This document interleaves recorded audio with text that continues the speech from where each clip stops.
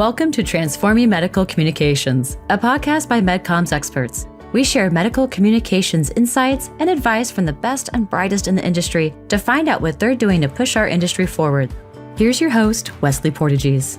Welcome to Transforming Medical Communications, the podcast where we explore bold ideas that shape the future of medical affairs.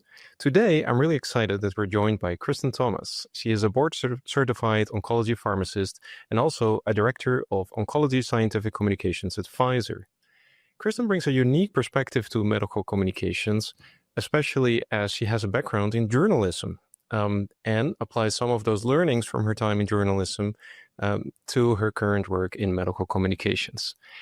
So in this episode, we're going to dive into Christan's journey from journalism to pharmacy to medical communications and talk about how she's applying some of those techniques, for instance, storytelling, during her time as a journalist to data dissemination and how she brings that into her innovative approach to medical communications. Christan, welcome to the show. Thank you so much for having me. I'm very excited to be here. Absolutely. So, Christan, why don't we start with some background here? Can you tell us a little bit more about what you did in journalism? Yeah, absolutely. So I definitely have a strange journey to my current position. I have an undergrad degree in communications with a focus in print journalism and a minor in theater, which I don't use again right now, but still a lot of fun. And I was a full-time print journalist. So I started out in magazines, and then I went to become a beat reporter for a daily newspaper. And I did that for 5 years before I decided to go back to school and get my doctorate in pharmacy. And then from there, I spent 8 years as a clinician. I did a residency and focused in oncology, got my board certification, and stayed in that setting in the hospital for 8 years before I decided to make the move to industry. And I've been in the pharmaceutical industry for the last 5 years. As you mentioned in the intro, I work at Pfizer now in medical communications. So it's kind of been a long, strange path, but it all makes sense in the end, actually. And I use all those skills on a daily basis now. So this job really turned out to be kind of a perfect marriage of my two backgrounds. Wow, that's amazing. What prompted you to get into to become a pharmacist, being a journalist? Yeah, so this is a kind of a strange story, but I'd always been interested in science. I was good at science in school, did a lot with chemistry, enjoyed that part of things, kind of the molecular level of things. And I was also very interested in oncology. So even when I was a journalist, I volunteered at the American Cancer Society. I used to write for their newsletter, so using my skills there. But then my husband was actually getting his doctorate. He's a chemical engineer. So we were in Austin, Texas for a few years while he did that. And his research is in drug delivery systems. So he was dual advised in pharmacy and chemical engineering. And I just found that fascinating. It was just a really interesting part of science that I enjoyed anyway. And then I found out you could specialize in oncology. So it was kind of a little spark there in the back of my mind. And we ended up, when he completed his PhD, we moved back to Tennessee from Austin, Texas. And at the time, they were starting a pharmacy school where I lived in Eastern Tennessee. So it felt kind of like just perfect timing. I obviously had to go back and spend a few years taking some prerequisites because you don't really need to take a lot of science in your journalism degree. But after a couple of years, was able to get into pharmacy school and just decided to make the leap. Wow, that's such an amazing story. And I think there's always so much value into bringing those different skills, into your next endeavors. I'm someone who also has like kind of a strange career path. I was supposed to be an electrician and end up running a medical communications agency. See, you understand. Not much You've use got the for the background. electrician part of it, but at least I can keep the power on when I need to. That's a good skill to have. I could have used that a couple of weeks ago when our air conditioning went out. Exactly. Okay, so then you entered at a certain point the industry, right, into medical communications. Now, tell us a bit more about how you're blending these different skill sets together. And actually, I'm referring both to your journalistic skill set, but also you're part of being a clinician and now being actually on the industry side. Yeah, it seems like it was a natural progression for me. Just coming from that communication background, then switching to become a clinician. That was kind of a bigger jump, I would say, than going from being a clinician to industry and medical communications.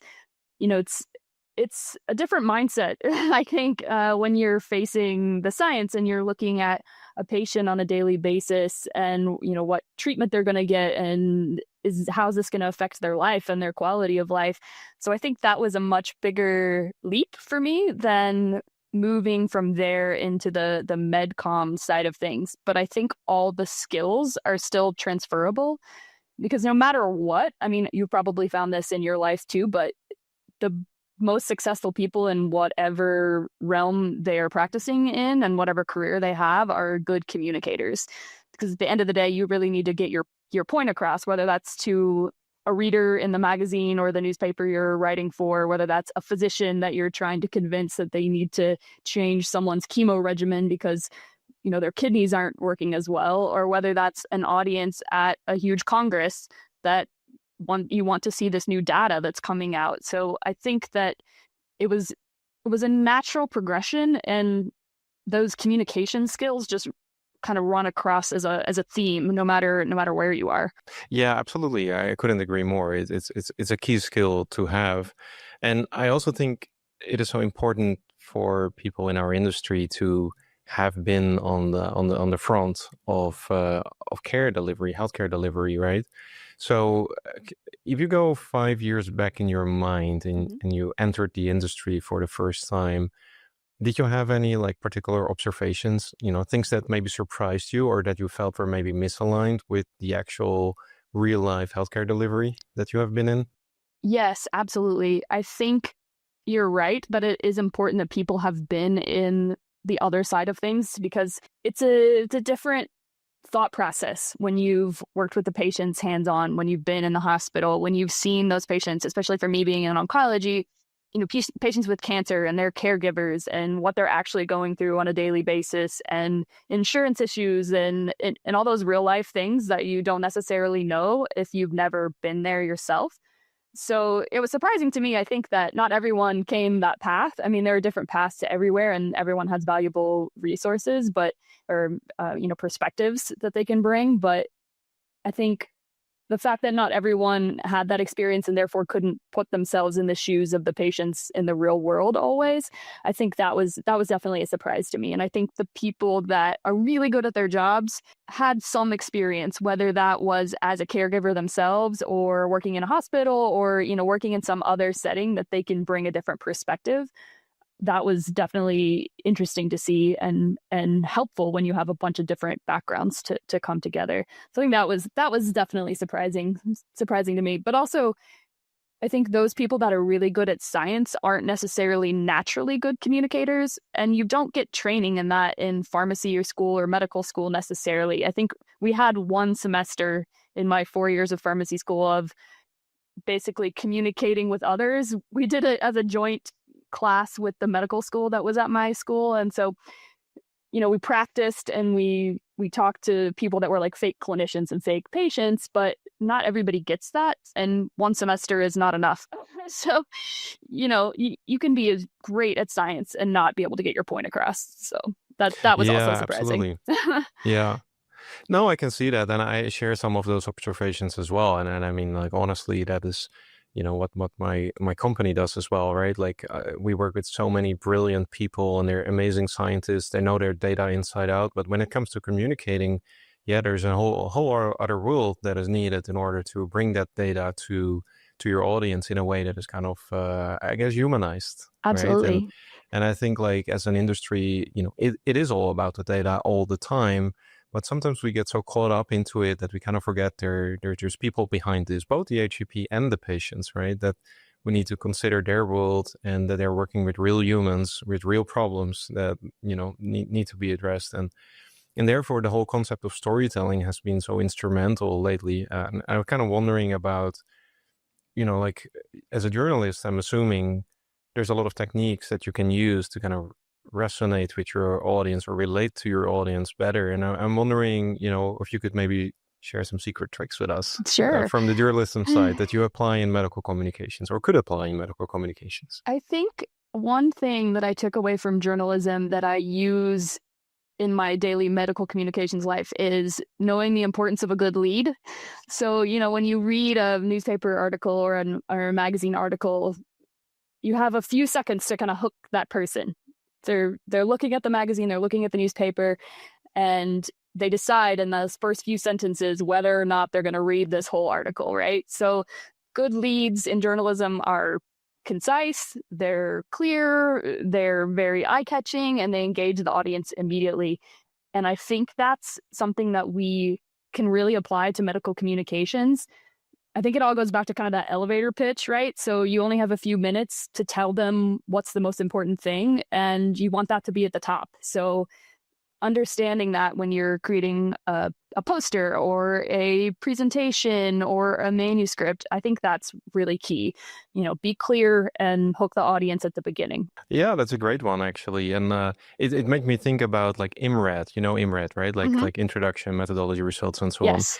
on. And by the kind of academic training that we get used to communicate with terms like that. And there's, nothing wrong with it from a scientific perspective, of course, but I can also see, like, if I imagine a slide deck and there's a title, like what we typically recommend is turn the title in some kind of conclusion. So what, the so what does this slide mean? If you could only take one thing away, the title should already tell you that. That's kind of what you're referring to here, right? Yeah. And my mentor, I think, said it best. So I had a mentor that I worked with in the hospital that was also my residency program director. And whenever we were doing presentations as residents, she would always say, "Why do we care?" And I think that's, that's a take-home point for everything. Why do we care? Why does the audience care? And whether that's the title or the first slide, you really want to drive that point home first. I think ASCO actually, ASCO has started doing at the beginning of all their presentations, you have basically a take-home slide. And I think that's kind of a great way to get this across, because again, somebody's going to go home from this conference and they're not going to have been able to attend every single session that was there. So if they have one slide that they can look at, then they can decide if they want to dig deeper into this data, if they want to pick up the manuscript, if they want to listen to the presentation online. And I think that's really important for us as medical communications professionals to recognize that people don't have a lot of time. So we need to make sure we hook them at the beginning. Yeah, that's a good point.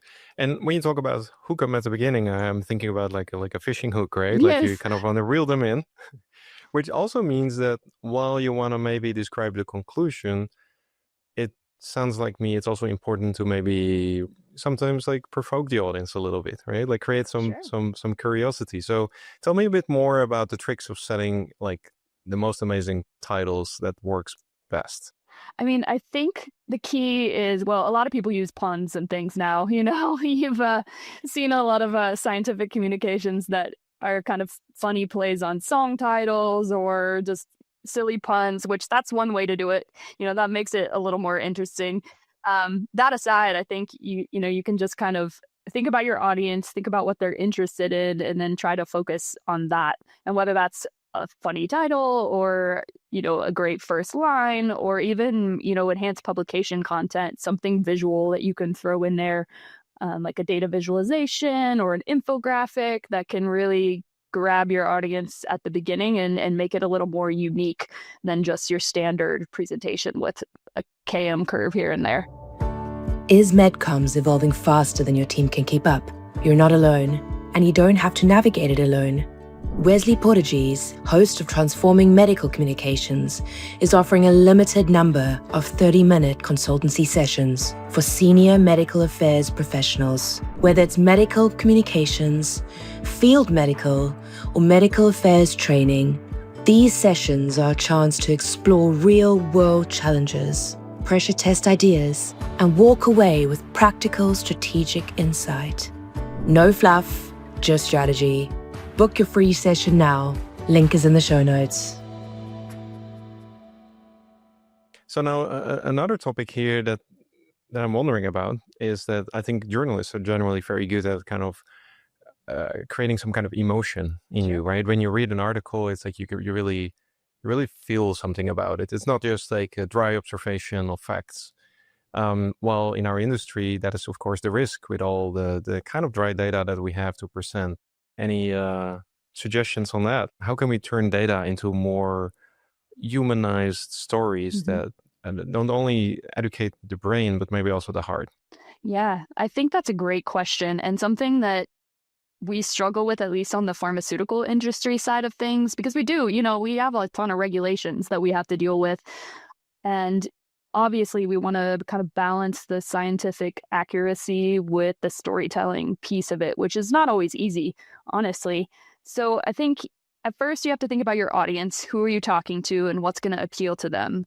And then think about, is there an innovative way I can go about getting the message across? So whether that's including a patient author, perhaps, let someone tell their own story, because inherently, that human side of things is much more compelling than just reading a chart with a bunch of data in it.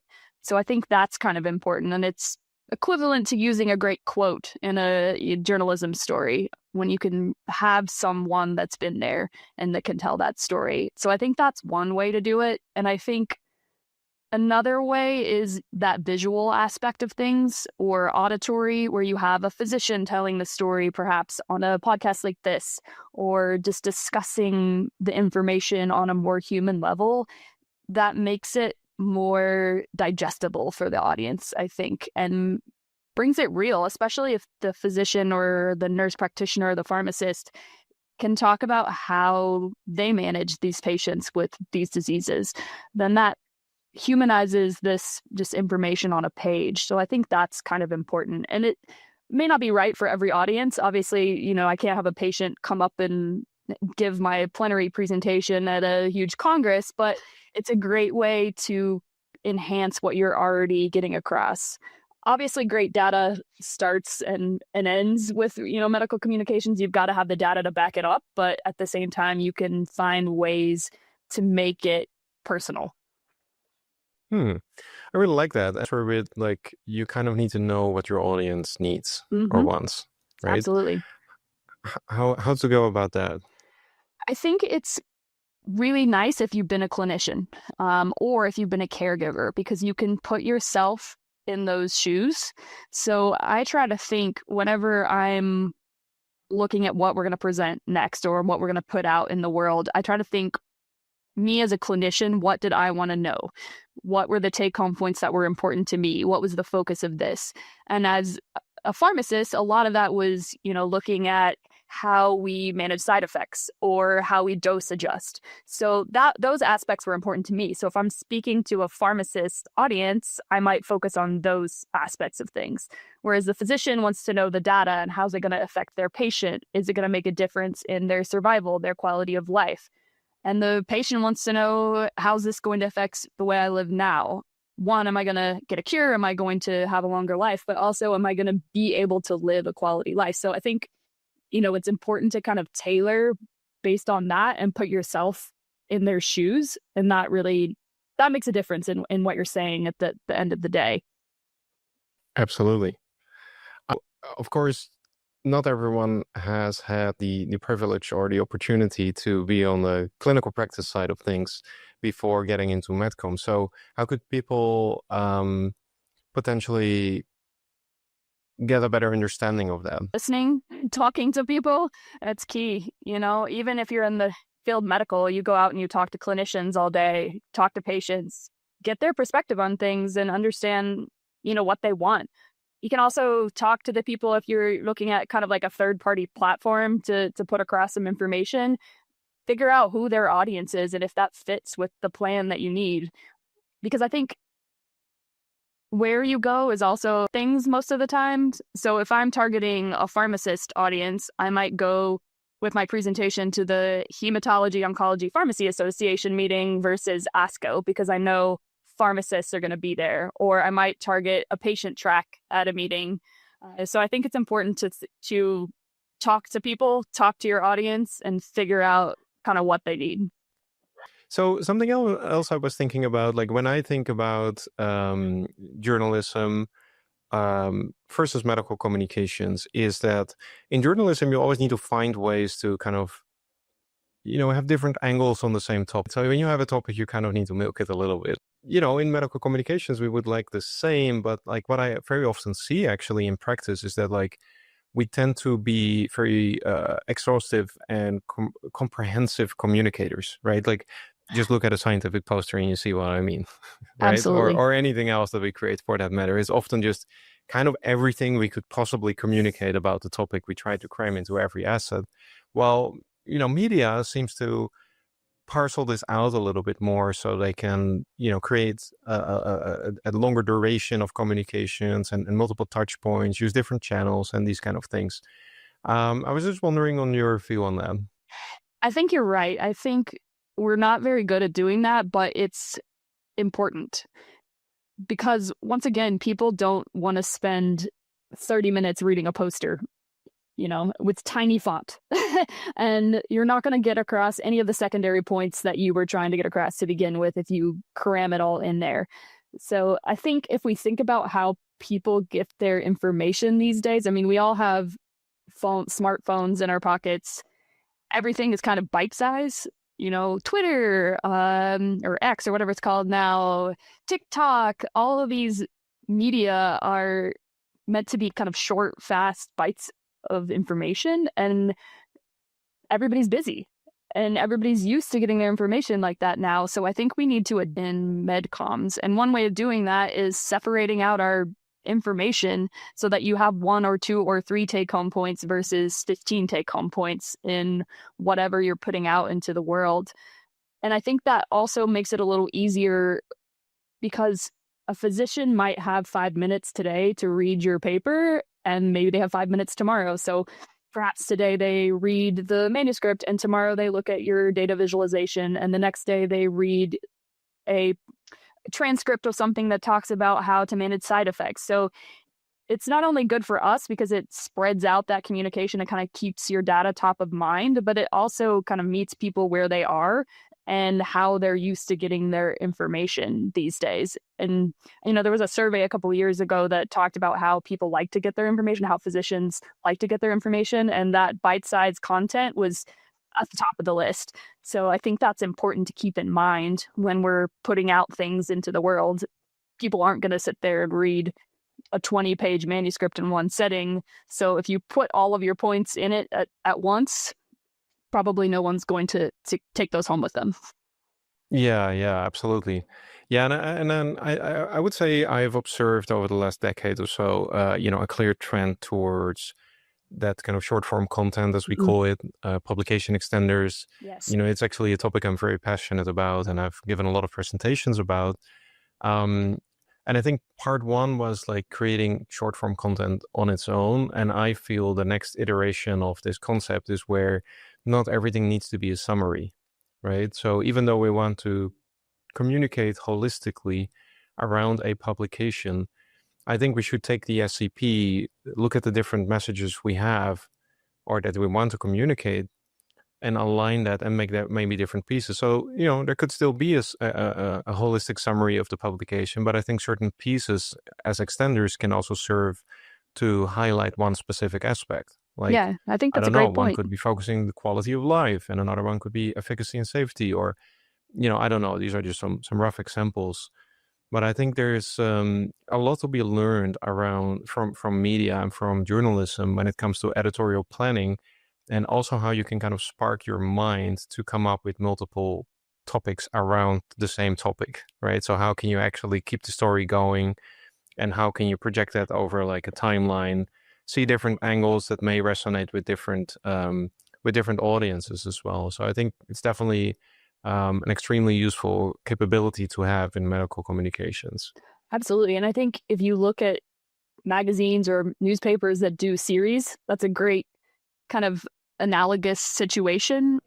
They're not going to tell you the whole story right up front. You may have to read 5 or 6 different things to get the story, but it's more compelling that way, and it kind of hooks you in. So I think that's 100% something we can learn from the media and something we can apply in this industry. Yeah, absolutely. And, it's also not to be underestimated. It's actually really hard to do. Like, I mean, even us sitting here and recording this episode together, I have 2 episodes a month, right? So I would, of course, I could record like 1-2 hour episodes and tell everything that we think about medical communications. But then, it would be probably not as successful of a podcast over time. You're out of topics after 2 months. Yeah, exactly. And it's just important to really think that through. It's like, okay, what does the audience actually need? What I'm hearing in the market? What are kind of problems that clients have been telling me about recently?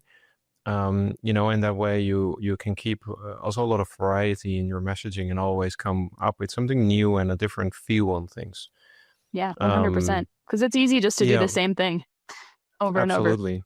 Now the other part is the formats, right? And I was wondering if you could share any experiences from your end, like with some more innovative formats you may have tried recently. We've had a lot of success with data visualization and interactive data visualization to accompany our manuscripts.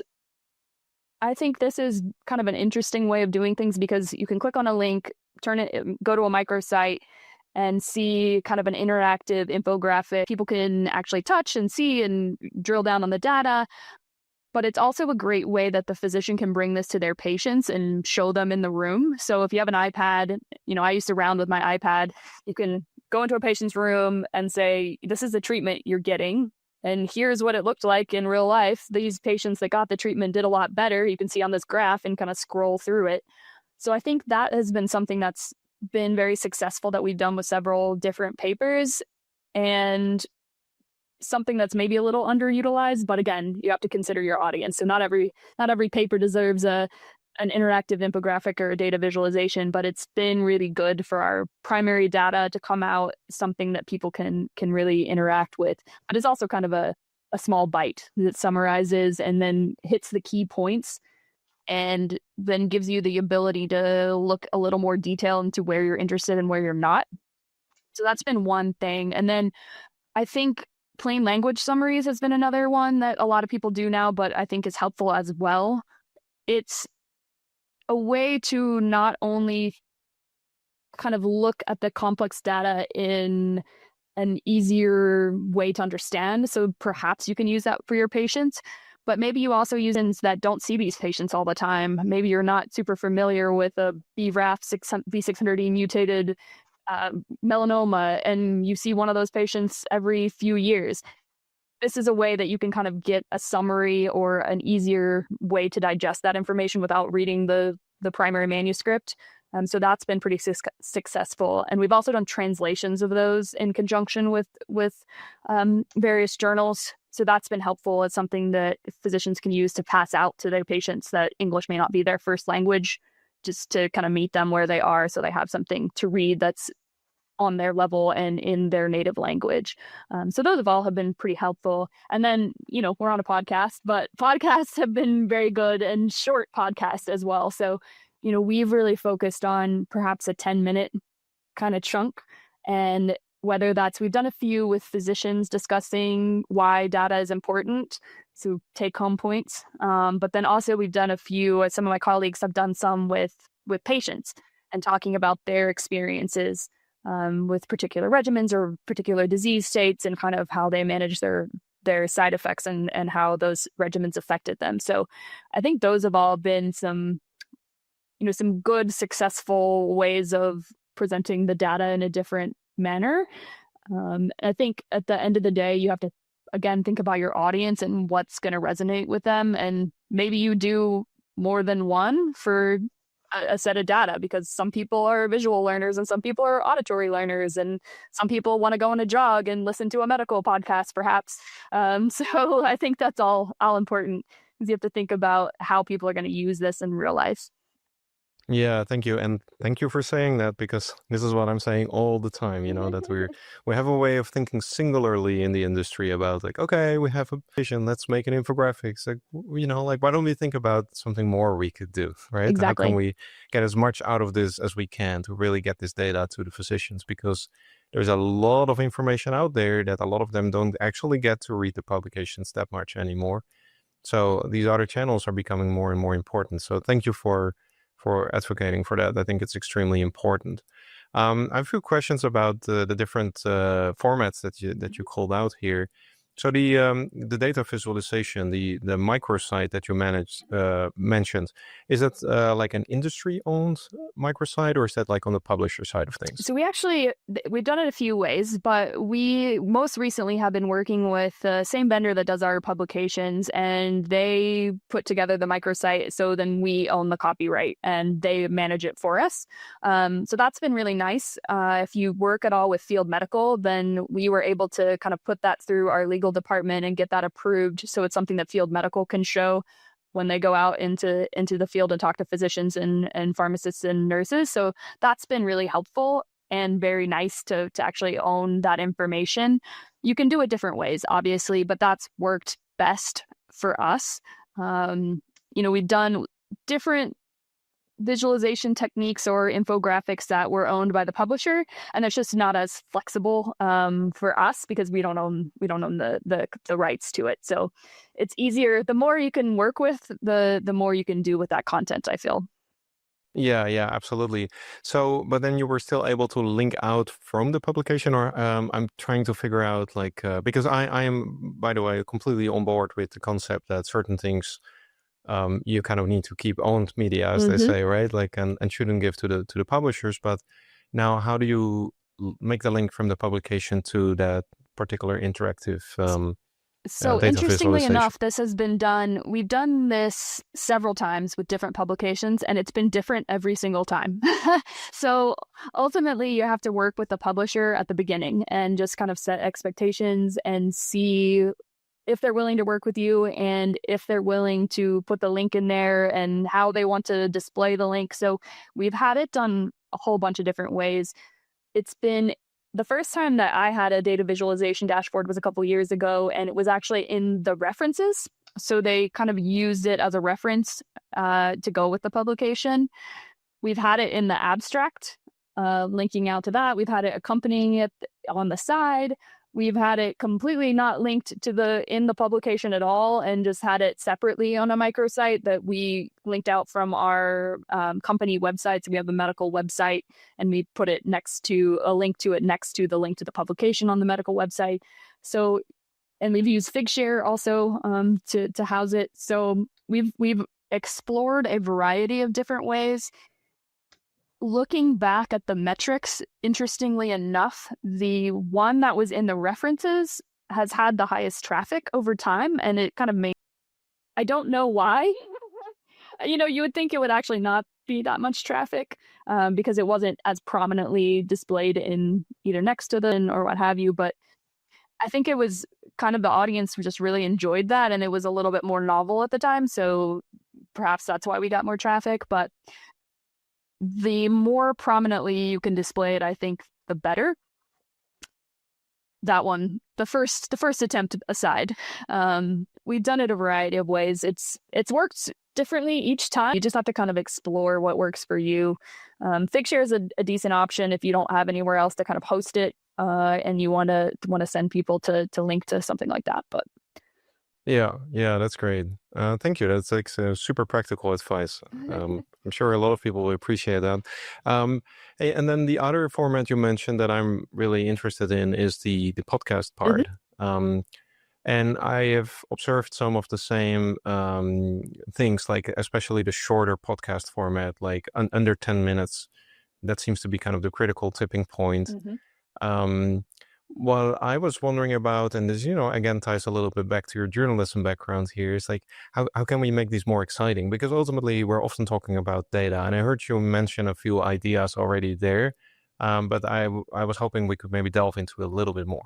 Yeah, I think the more variety you have in who's speaking, the better, at least in my experience. And the podcasts that my colleagues have done with patients because not only is that a different perspective on things, but it also is something that patient advocacy groups can look at and use to give to their members. And so I think that's been really interesting and really cool, just thinking about a different perspective.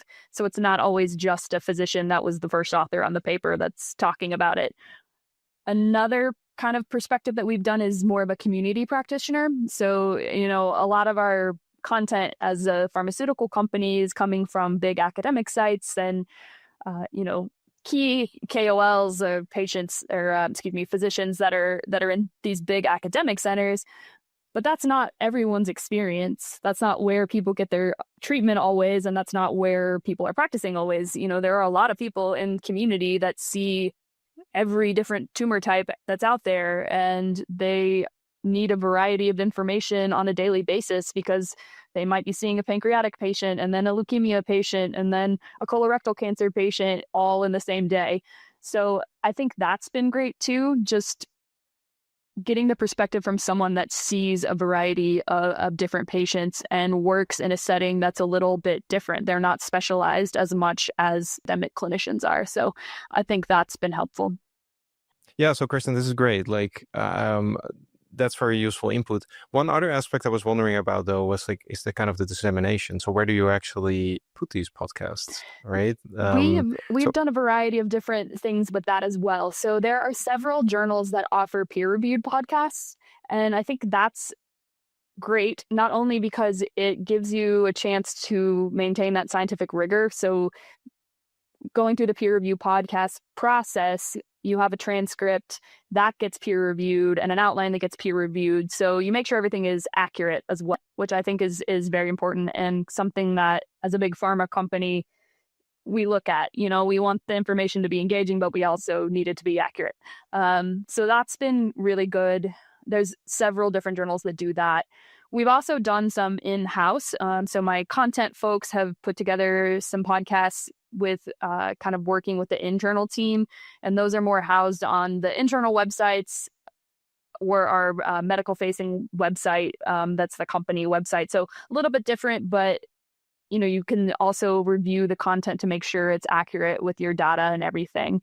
I prefer the peer-reviewed route just because it's more vetted and you have other eyes on it. So it's not just your perspective and not just that physician's perspective. You really get someone to look at it and say, can you speak more about this? Or is this a section that we can take out kind of thing? The more eyes you have on something before you put it out in the world, the better, I think, because different perspectives make better content. Yeah. I was wondering, have you ever used the traditional podcast channels like Apple Podcasts, Spotify, and these kind of things, and just basically created a show for an external audience? I haven't personally, but I have a lot of friends that do go about it that way. There are some specific podcasts for pharmacists that are out there that we all kind of love and listen to, and physicians. So yes, that is absolutely a great way to go. I think we have a little bit more challenges coming from big pharma because, we have guardrails that we have to fall in line with when we're putting out content. And it's both great from an aspect of, yes, you have that scientific rigor and you want to make sure that's maintained, but also can be a little frustrating when you're trying to do something a little more innovative or outside of the box, because you really do have to think about the legal aspect of everything. Yeah, absolutely. MLR is always a big challenge, right? But for sure. But I definitely see a lot of progress in what's possible nowadays, and I think as an industry we are really moving forward. So that's amazing. So I guess time is flying when you're having fun. So we're getting to the end of our recording here today. But before we stop, one particular strategy, tactic, or trick that you could share with your colleagues. What is something that you would recommend? I think probably my number one take-home point all goes back to that why do we care question. And so to borrow a journalism trope, don't bury the lead. So make sure you're telling everyone exactly what you want them to know up front. And that makes a great story because it sucks them in right from the beginning and then makes them want to read the rest. And I think that's important and something we can learn from the journalism world. I think that's some wonderful advice. I'm looking forward to seeing people apply it as well. So, Christan, thank you so much for your time here, your insights. I think it was amazing to hear, how you have been through, all the different career directions in your life and how you're combining these to ultimately, in medical communications to inform HCPs well and make sure patients get the best treatment as well. So thank you so much for doing that, and thank you for your time here on the show today. Great. Thank you so much for having me. It's been fun. Absolutely.